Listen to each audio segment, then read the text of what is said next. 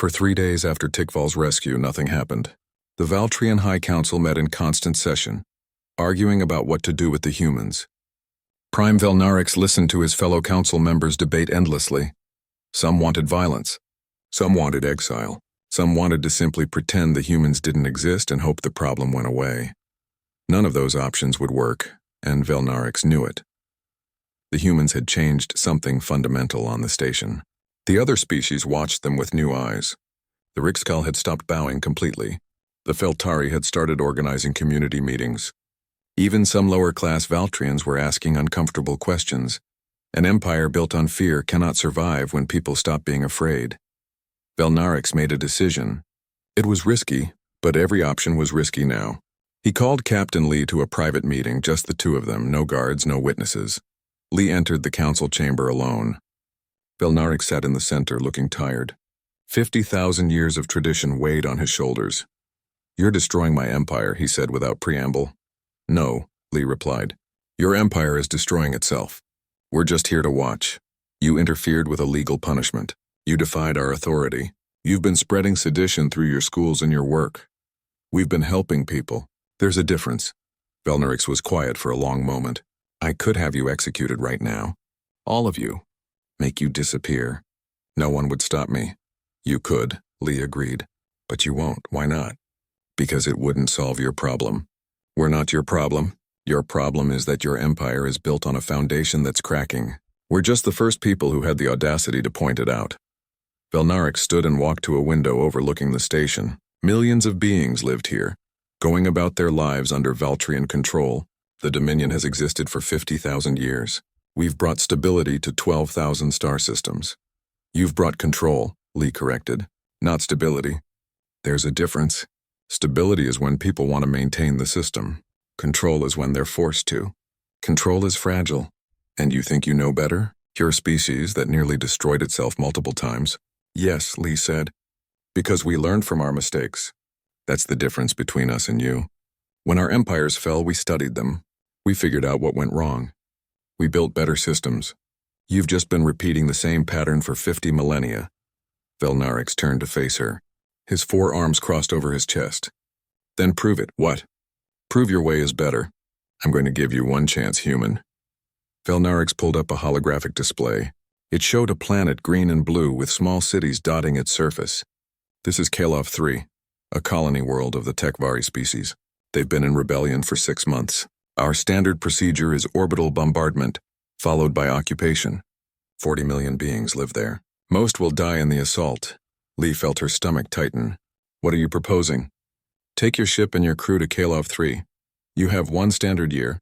Stop the rebellion without orbital bombardment.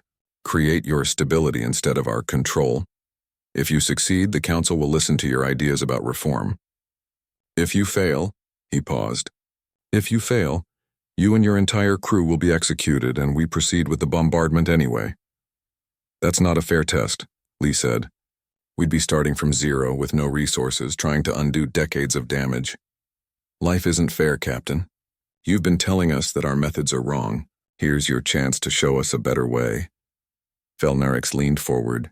"Or are your people only brave when the stakes are low?" Lee wanted to refuse. This was a trap.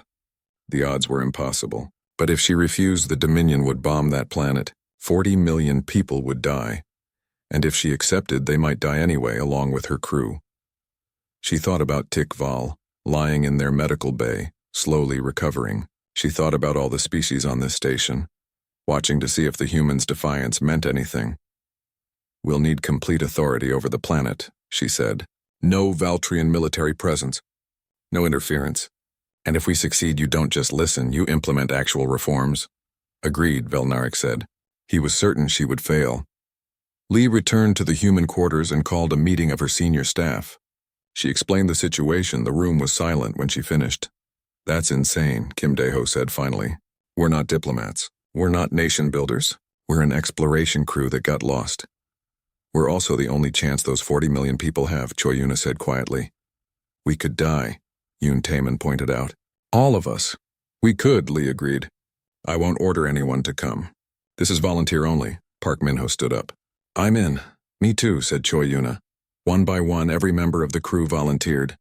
Not because they were heroes, not because they wanted glory, but because not trying would mean living with 40 million deaths on their conscience.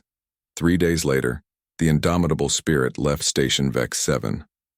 Hundreds of beings came to watch them depart. The Rixkal, the Feltari, even some Valtrians. Tikval, still weak from his injuries, came to see them off. "Thank you," he said to Captain Lee, "for everything." "Don't thank us yet," Lee replied. "We might not come back." "You will," Tikval said with surprising certainty. "Because you're humans. You don't give up." The journey to Kelov 3 took 5 days. The crew used the time to plan. Hanjisu researched everything available about Tekvari culture. They're clan-based, very honor-focused. The rebellion started after the Dominion tried to force them to abandon their traditional governance. So they're fighting to preserve their way of life, Lim Yunji said. "That's going to be hard to counter." "We don't counter it," Lee said. "We work with it. We're not here to make them submit. We're here to find a better solution." "Which is what exactly?" Kim Dae-ho asked. "I don't know yet," Lee admitted. "We'll figure it out when we get there." When they arrived at Kelov 3, they were met by Tekvari warships. Smaller than Valtrian vessels, but numerous and angry. A communication came through. "Valtrian vessel, leave now or be destroyed. We will not surrender." Lee activated the communication system. "This is Captain Lee Ji-wan of the human vessel Indomitable Spirit. We're not Valtrian. We're human, and we're here to help." There was a long pause. "Help the Dominion crush us?" "Help you avoid being crushed," Lee replied. "Can we talk?" Another pause. "One ship, unarmed. Land at the coordinates we send. Any tricks and we open fire." "Understood." The Indomitable Spirit landed in a clearing outside a Tekvari city. The buildings were low and made of local stone built to last. Thousands of Tekvari surrounded the ship, weapons ready. Captain Lee walked down the ramp, hands visible and empty.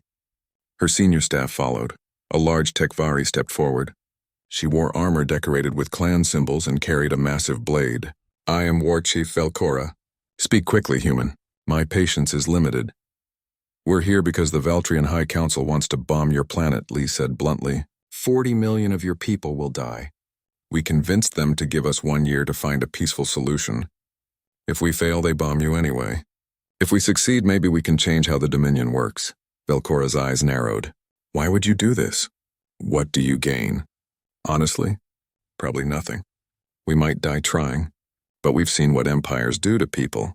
We've been those empires, and we decided a long time ago that we'd rather die trying to help than live knowing we didn't."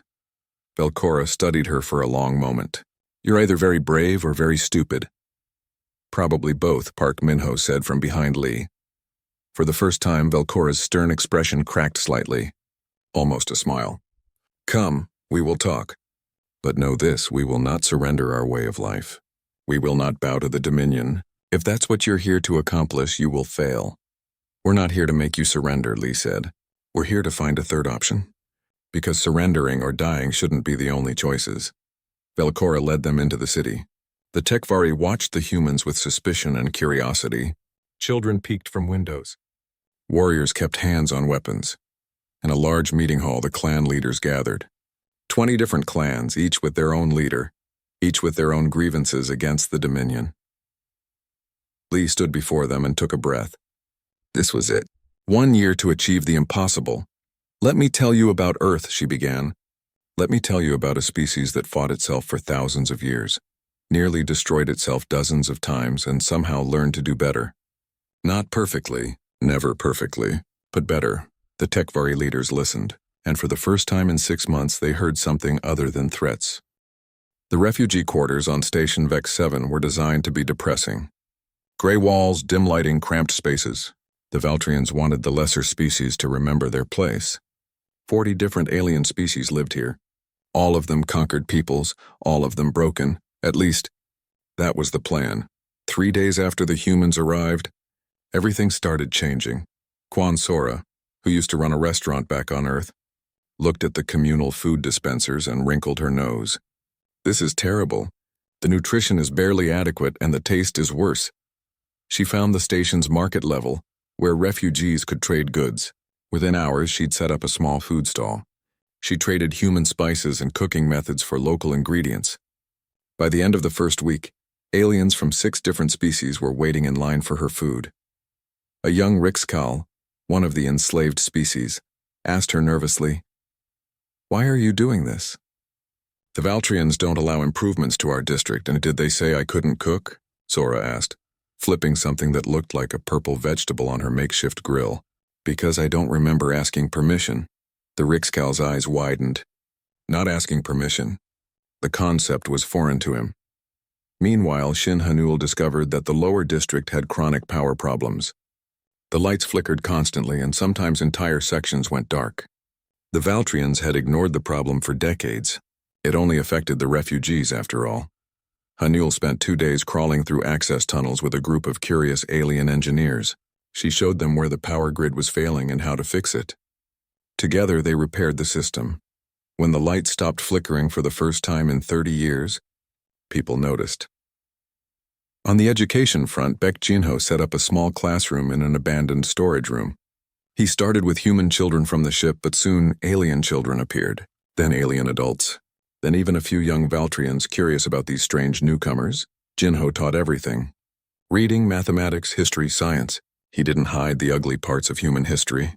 He talked about wars, slavery, genocides, all the terrible things humans had done to each other.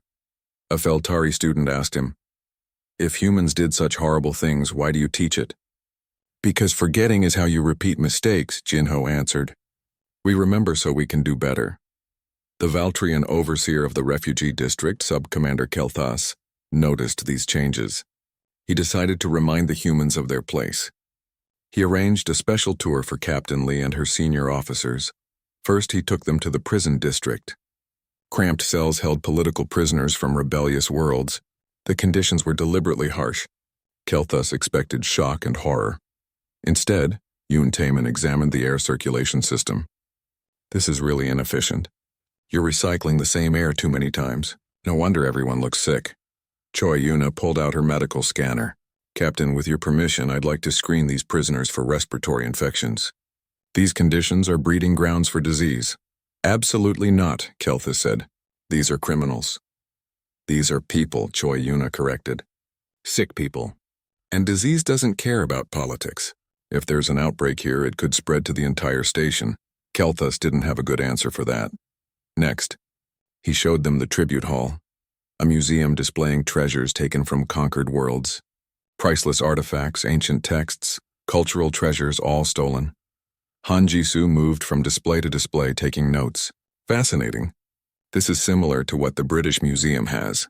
They also collected artifacts from conquered territories. Very controversial now." "Controversial?" Kelthas asked. "Oh yes. Big debates about returning items to their original cultures. It's considered quite unethical now to keep stolen cultural property." Park Min-ho pointed at the security system. "Is that really adequate protection for items this valuable? I could hack that in about 10 minutes. You will not touch anything," Kelthas snapped. These humans were impossible. They looked at the Dominion's power and saw only logistics problems and ethical debates. The final stop was the arena, where criminals fought for public entertainment. It was brutal, violent, and designed to show the cost of defying the Dominion. The humans watched a match. Kim Dae-ho studied the fighting techniques with professional interest.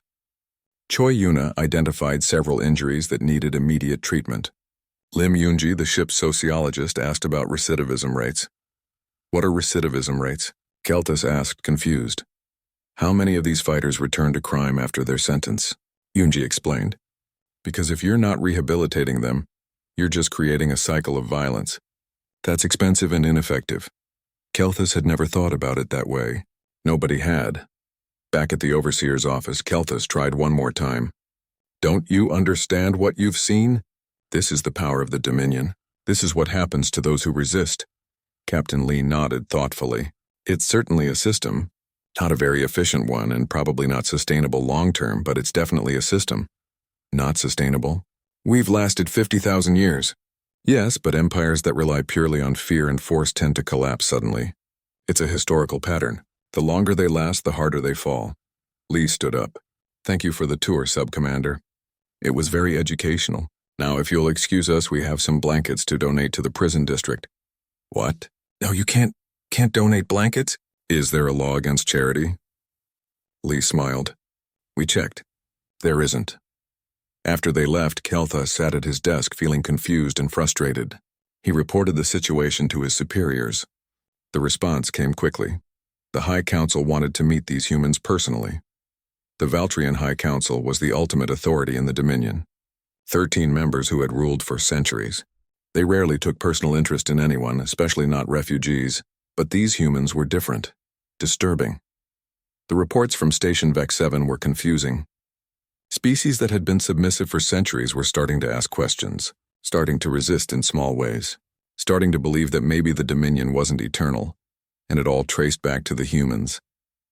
Prime Velnarix, the head of the council, decided to interview Captain Lee himself. He wanted to understand what made these creatures so dangerous. Lee was brought to a secure interrogation room. Velnarix sat across from her, his forearms folded, his expression stern. "Tell me about Earth," he commanded. Lee shrugged. "What do you want to know?" "Everything. Your history, your wars, how your species rose to space travel." So Lee told him. She didn't hide anything. She talked about the world wars, about nuclear weapons, about the genocides and the famines. She talked about empires rising and falling. She talked about humanity's darkest moments and its struggles to overcome them. Velnarix listened in growing shock. "Your species nearly destroyed itself multiple times?" "Yes. And yet you survived?" "Obviously. We learned. Slowly, painfully, but we learned. We're still learning." "But you speak of these horrors so calmly," Velnarix said. "As if they were ordinary." "They were ordinary. For us, at least. That's the thing about surviving horror. It becomes part of your history. You don't forget it, but you don't let it paralyze you either. You learn from it and move forward." Velnarix tried a different approach. "Do you know what we do to species that resist us?" "Probably nothing creative," said Oseojin from where he stood by the wall. He'd been brought along as Lee's assistant. Most authoritarian systems follow the same playbook. Intimidation, violence, propaganda, collective punishment. Pretty standard. Standard? Velnarix's voice rose. "We have crushed thousands of rebellions. And yet you still have rebellions," Lee pointed out, "which suggests your methods aren't actually working. Fear is a terrible foundation for stability. It requires constant reinforcement and eventually people stop being afraid." Velnarix stared at her. This human, this creature from a primitive species, was lecturing him about governance. And worse, her words had the uncomfortable ring of truth. "What would you suggest instead?" he asked, not sure why he was even asking. "Cooperation instead of domination. Partnership instead of conquest. Give people a reason to want to be part of your society, rather than forcing them." Lee leaned forward. "But that would require admitting that the Dominion's current system is flawed." "Are you ready to admit that?" Velnarix wasn't. He dismissed Lee and ordered increased surveillance on all the humans. But her words stayed with him, uncomfortable and persistent. In the refugee quarters that night, Baek Jinho's student asked him a question. "Teacher, do you think things can really change?" Jinho looked at the young Rixkal. "Yes, things always change. The only question is whether we guide the change or let it crash over us. The Dominion will change one way or another. We're just here to maybe help it change in a better direction." "But we're just refugees," the student said. "We have no power."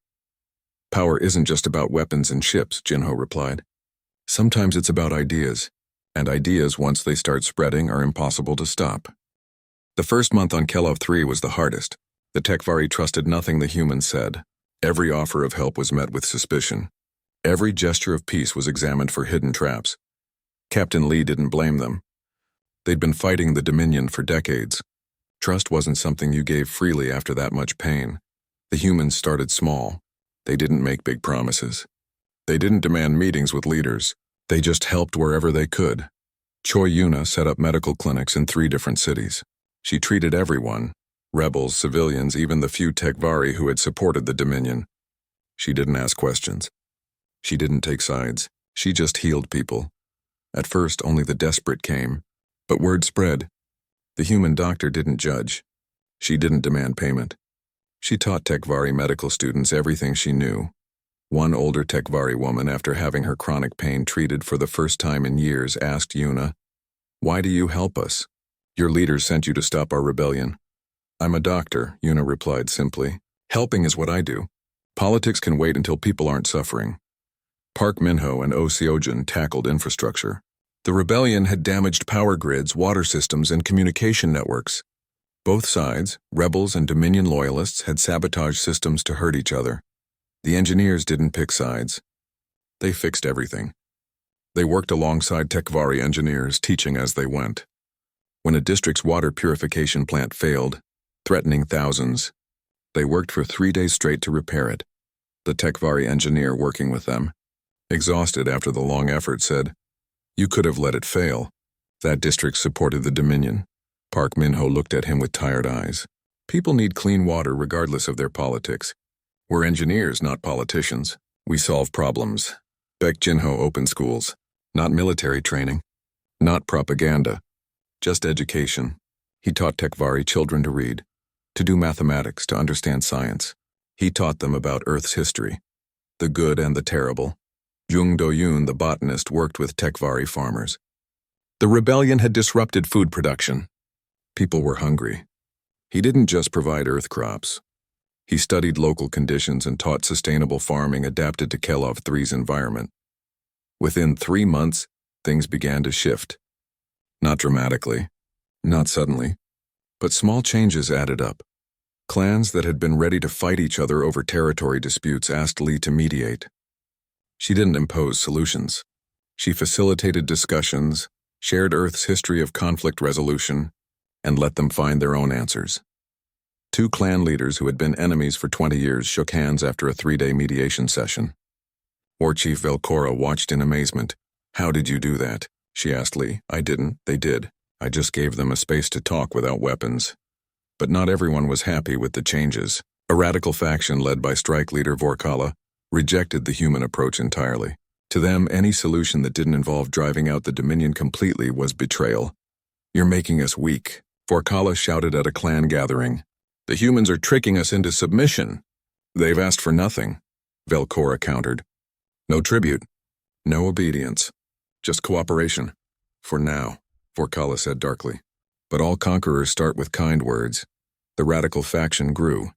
They saw the humans as just another form of domination, and they planned to prove it by killing the human leaders. The attack came at night. Vorkala's fighters hit the human compound with stolen military weapons. Kim Dae-ho's security team responded, defending their position. The firefight lasted 30 minutes. 3 humans were wounded. 2 Tekvari attackers were killed. The rest retreated. The next morning, Velcora came to the humans, her face grave. "I'm sorry. I will hunt down Vorkala and his followers. They will face justice." "No," Captain Lee said. "What?" "I want to talk to him. He tried to kill you." "I know, but killing him back won't solve anything. It'll just prove his point. That might makes right." Lee paused. "Arrange a meeting. Neutral ground. Just him and me. No weapons." Kim Dae-ho nearly exploded. "Captain, that's insane. He'll kill you." "Maybe," Lee said. "But if I refuse to meet him, I'm proving that I'm afraid. And if I'm afraid of one Tekvari rebel, how can I claim we're different from the Dominion?" 2 days later, Lee sat across from Vorkala in an abandoned building. True to her word, she came unarmed. Vorkala kept his blade across his knees. "You came," he said, surprised. "You asked for a meeting. I'm here to listen. I tried to kill you. I know. You're angry. Your people have suffered for generations under the Dominion. You don't trust anyone who claims they're here to help." "I understand that." Vorkala's grip tightened on his blade. "Then you understand why I cannot accept your help. It's a trick. It's always a trick. The strong dominate the weak. That's the way of the universe." Lee pulled out her small hollow projector. "Can I show you something?" She showed him Earth. She showed him the civil rights movements, the peaceful protests that changed nations. She showed him South Africa's transition from apartheid. She showed him truth and reconciliation commissions. She showed him ordinary people forcing empires to change through persistence and courage. "This is what I need you to understand," Lee said. "Oppression ends. It always ends. History proves it over and over. But how it ends matters. Does it end in rivers of blood? Or does it end in transformation?" Vorkala watched the images. He saw humans fighting for freedom, dying for change, but also building something better afterward. "Your people did this. We did. We fought. We bled. We made mistakes. We're still making mistakes. But we learned that revenge and violence, while satisfying, don't actually build better societies. They just create new cycles of pain." "What do you want from me?" Vorkala asked quietly. "Help me prove there's a better way, not just for the Tekvari but for everyone in the Dominion." Show that change is possible without mutual destruction. Vorkala was silent for a long time. Finally, he set down his blade. If I do this and you betray us, then you can say you were right all along, Lee finished. But what if I don't? What if we actually succeed? Vorkala didn't join the humans immediately, but he stopped attacking them, and sometimes that's enough. The months passed. The humans worked. The Tekvari learned. Systems were repaired. Food production increased. Medical care improved. Education spread. More importantly, the Tekvari began governing themselves again.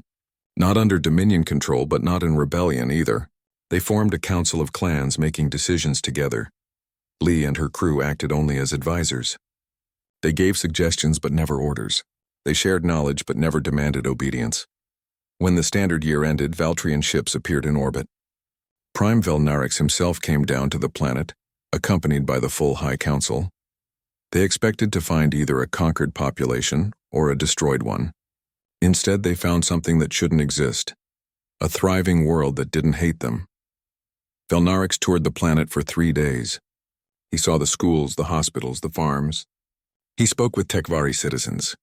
He expected to hear anger and hatred. Instead, he heard something unexpected. "We don't want to leave the Dominion," one clan leader told him. "We just want a voice in it. We want to be partners, not subjects." In a public square, Velnarix found a statue. It showed a human hand and a Tekvari hand clasped together. The inscription read, "Unity through choice." On the final day, he met with Captain Lee privately.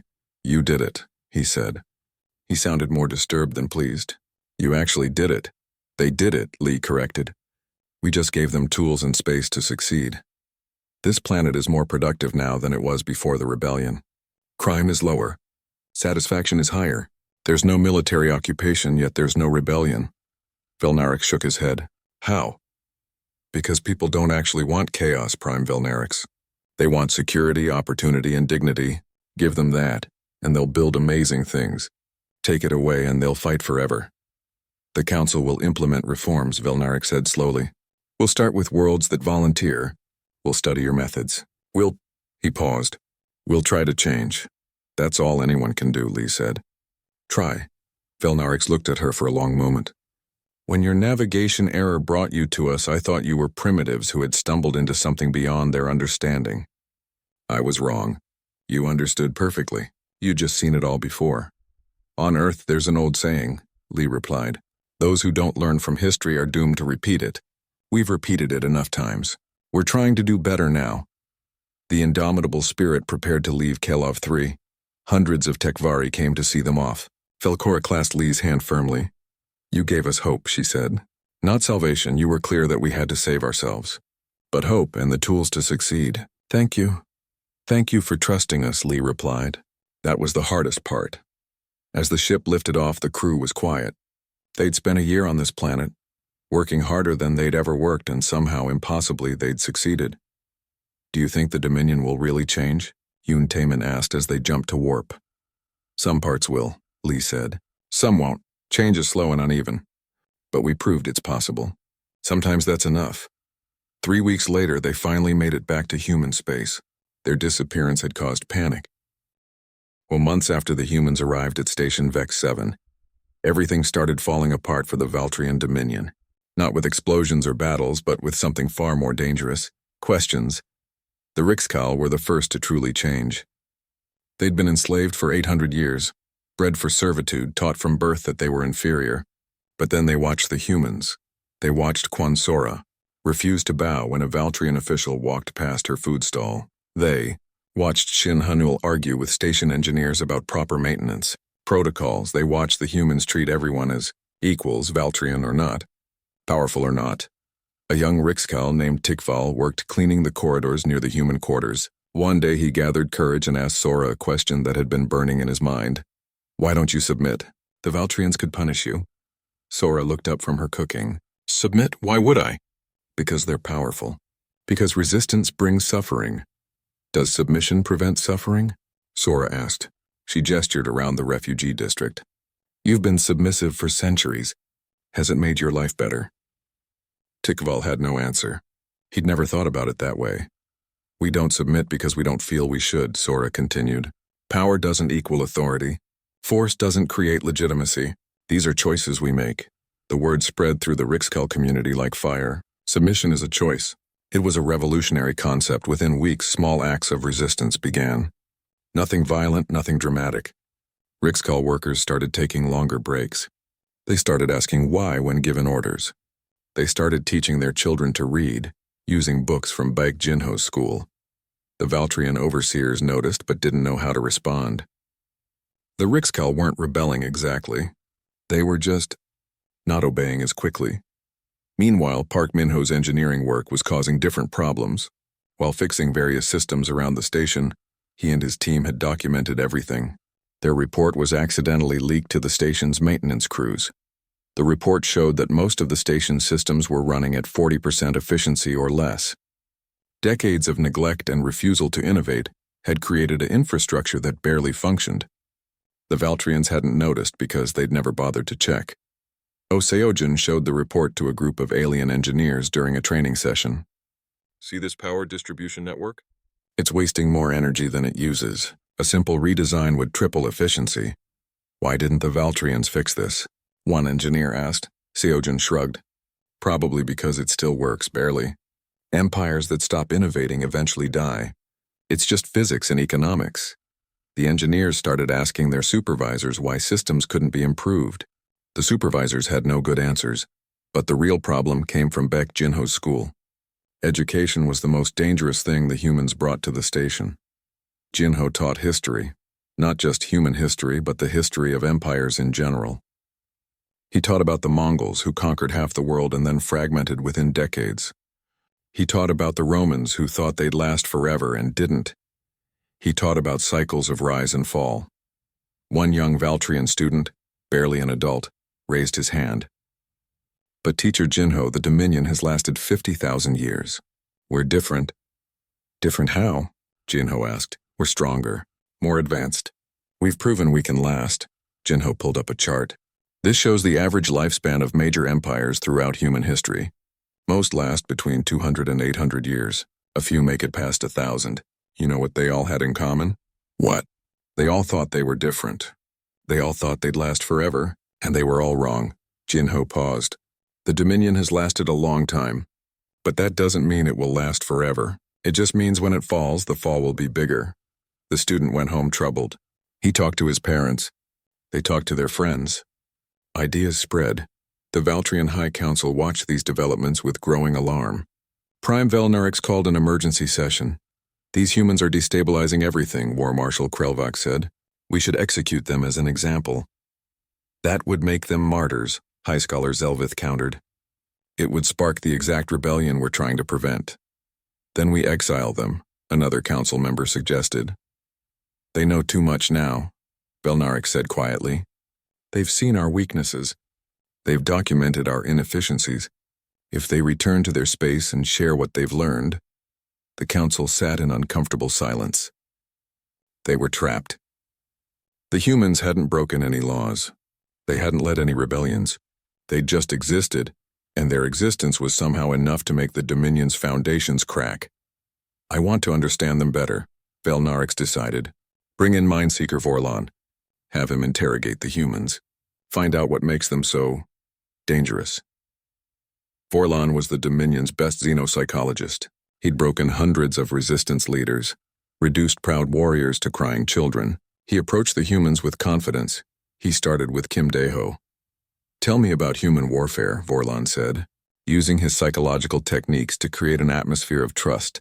Kim Daeho shrugged and told him everything, the tactics, the strategies, the weapons.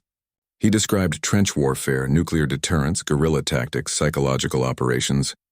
He spoke about it like he was discussing recipes. By the end of the session, Vorlon was disturbed. This wasn't a warrior trying to intimidate him.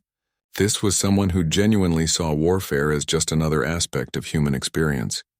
He tried Hanjisu next. The historian cheerfully lectured about the fall of empires. She listed warning signs of imperial collapse and helpfully pointed out which ones the Dominion was currently displaying. You have at least 15 critical systemic weaknesses, she said, counting on her fingers.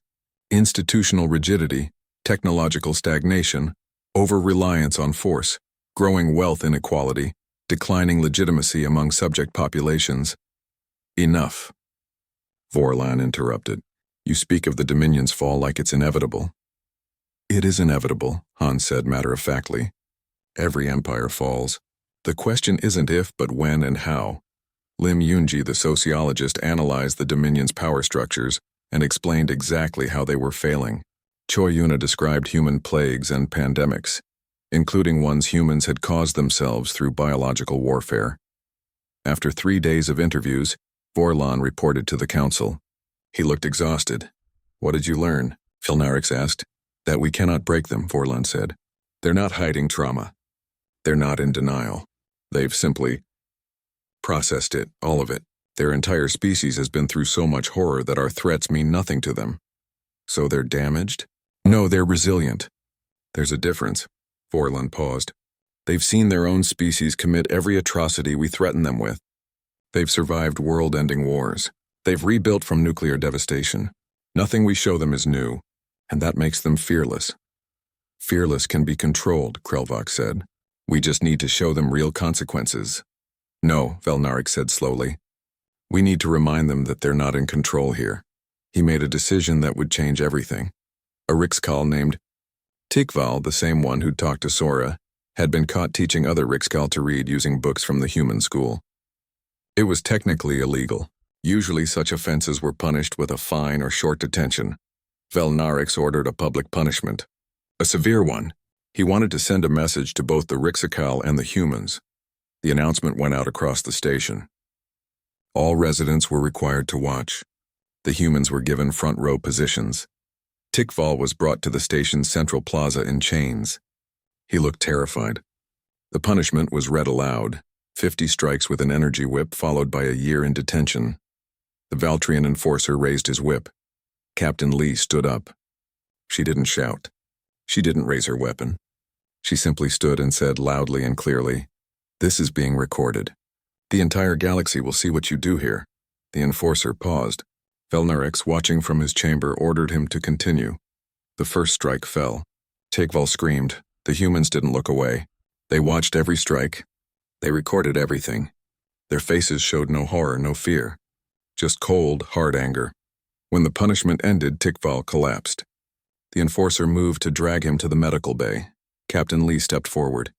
"No." Every eye turned to her. "We'll take him," Lee said. She gestured to Choi Yuna and her medical team. They moved forward without hesitation. Valtrian guards moved to block them. Their weapons raised. Lee looked at the guards. "No," she said again. Just that one word. Something in her eyes made the guards hesitate. It wasn't fear. It wasn't madness.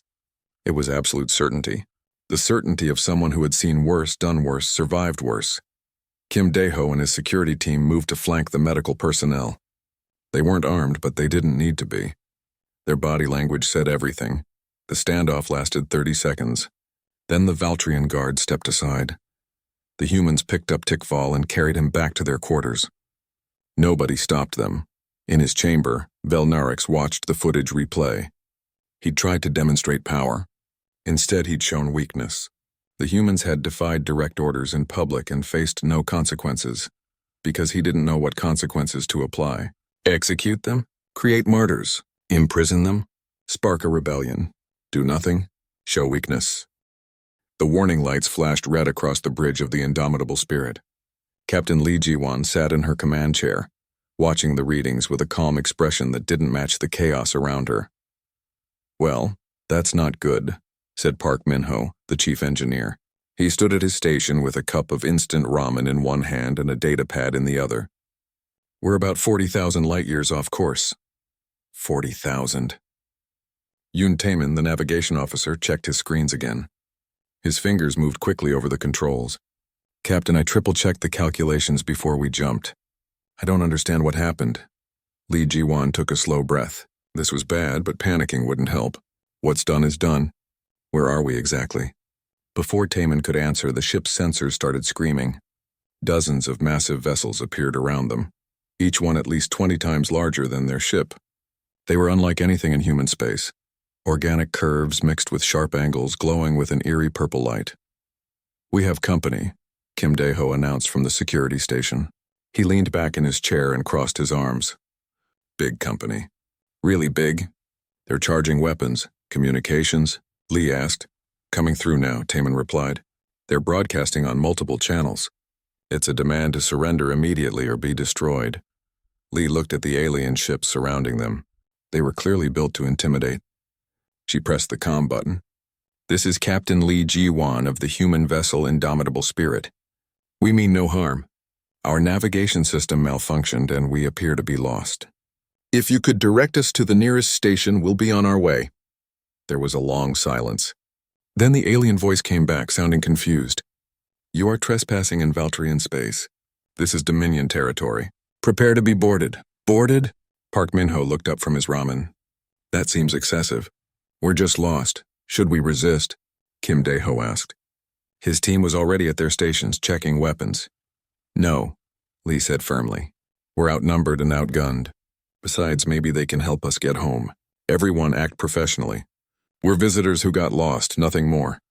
The alien boarding party materialized on the ship in flashes of purple light. They were tall, at least 7 feet, with dark blue skin and 4 arms. Their armor looked ancient but well-maintained. The leader stepped forward, and his armor had more decorations than the others. I am High Enforcer Thelvaris of the Valtrian Dominion, he announced. His voice carried authority and threat in equal measure. You have violated our space. You will surrender your vessel and submit to interrogation. Captain Lee walked forward calmly and extended her hand. Pleased to meet you. I'm Captain Lee Ji-wan. Would you like some coffee? We have terrible coffee, but it's hot. Thelvaris stared at the offered hand. He didn't take it. His confusion was visible even through his alien features. You do not understand your situation. You are prisoners of the Dominion, are we? Lee tilted her head. See, we checked our database and we don't have any treaties with the Valtrian Dominion. We've never even heard of you, actually. So technically we can't be violating laws we don't know exist. We're just lost travelers. Happens all the time in space. Park Min-ho wandered over, still eating his ramen. Also, we didn't see any warning buoys or border markers. You really should post those. It's just good practice. Thelvaris's forearms tensed.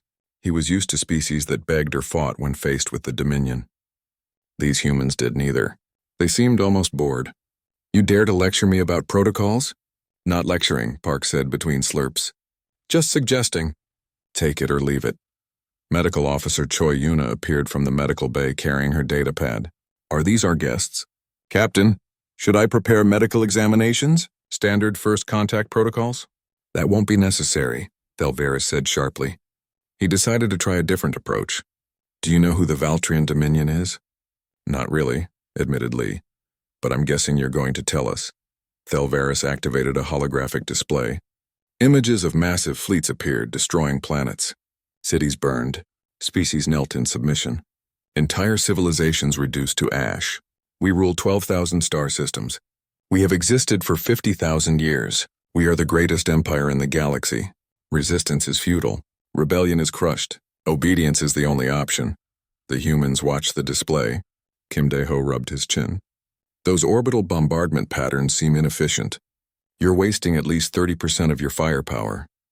Han Jisoo, the ship's historian, took notes. 50,000 years?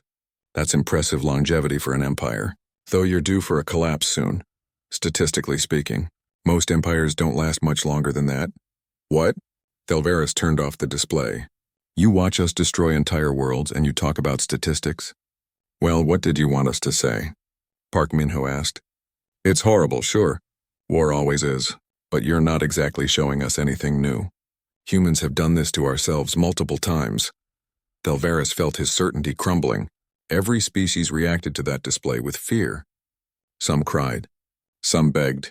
Some attacked in desperate rage. But these humans, they looked at conquest and destruction like they were reading a boring history book. You don't fear the Dominion? He asked. Captain Lee shrugged. Should we? Look, I'm sure you're very powerful and very scary, but we're just trying to get home. Can you help with that? Or should we speak to someone else? Thelvaris made a decision. He couldn't understand these creatures, and that bothered him. You will come with us to Orbital Station Vex 7 for processing. The Council will decide what to do with you. Will there be food there? Park Min-ho asked. I'm almost out of ramen. This isn't a vacation. Thelvaris snapped. Never said it was, Park replied. Just asking about logistics. As the Valtrian boarding party escorted the senior crew to their shuttle, Kim Dae-ho leaned close to Captain Lee. Are we really just going along with this? For now, Lee whispered back. Let's see what we're dealing with. Besides, they haven't actually hurt anyone. They're more confused than hostile. They showed us videos of planetary destruction. Yes, and we've seen worse in our own history books. Remember, Dae-ho, humans have survived world wars, nuclear weapons, plagues, and near extinction. Whatever these Valtrians have, we've probably done it to ourselves already. The shuttle ride to the massive orbital station was quiet. The Valtrian guards kept watching the humans, expecting fear or despair. Instead, they got Yoon Taemin asking technical questions about their engine design and Choi Yuna inquiring about alien medical conditions she might encounter. When they finally docked at Station Vex 7, Thelvaris turned to face the humans one last time before handing them over to station security. I don't understand you. Your ship is small. Your weapons are primitive. You have no power here, yet you act as if none of this matters. Captain Lee smiled slightly. Maybe it doesn't. Power is temporary, Enforcer. History teaches that lesson over and over. Today you're the Empire. Tomorrow? She shrugged. Who knows? As the humans were led deeper into the station, heading toward the refugee quarters in the lower levels, Park Min-ho finished his ramen and looked around at the massive structure. You know what this place needs? Better lighting. And maybe some plants. It's very depressing. Behind them, Thelvaris stood in the docking bay, more disturbed by these strange aliens than by any enemy he'd ever faced. They didn't act like primitives. They didn't act like conquerors. They acted like people who had seen everything before and found it all rather ordinary. And that, he realized, might be the most dangerous thing of all.